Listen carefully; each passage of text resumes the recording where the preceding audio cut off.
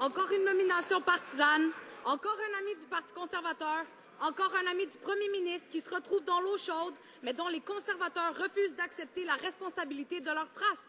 Comme Brazo, Wallin et Duffy, Arthur Porter était l'homme des conservateurs au SCRS. Leur parti a bénéficié de généreuses contributions de Porter et il y a eu un retour d'ascenseur. Mais aujourd'hui, il fait face à une litanie de chefs d'accusation pour son implication dans l'un des plus gros scandales de corruption de l'histoire canadienne. Quand est-ce que les conservateurs vont-ils admettre qu'ils ont manqué de jugement quand ils ont nommé Porter au SCRS? Le ministre de la Sécurité publique. Arthur Porter a remis sa démission. Sa démission a été acceptée il y a près de 2 ans. Mais les leaders du NPD et du Parti libéral ont été consultés avant qu'il soit nommé au César et ils ont accepté sa nomination. Les allégations dont M. Porter fait l'objet n'ont rien à voir avec ses anciennes responsabilités. Oui, c'est toujours facile pour eux d'accuser les chercheurs d'emploi d'être des fraudeurs, mais c'est bien compliqué pour eux d'admettre que les fraudeurs, c'est dans leur parti qu'ils se trouvent.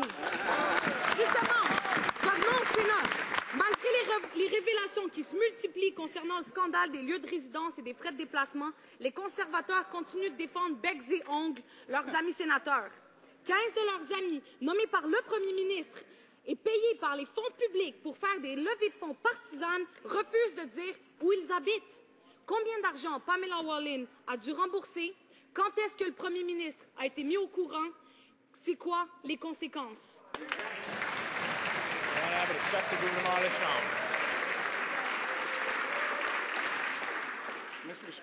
Monsieur le Président, notre gouvernement a présenté une proposition concrète qui permettra aux Canadiens de rendre le Sénat plus responsable puisqu'ils pourront choisir les sénateurs. Et quand nous avons présenté ce projet de loi, il a fait l'objet de...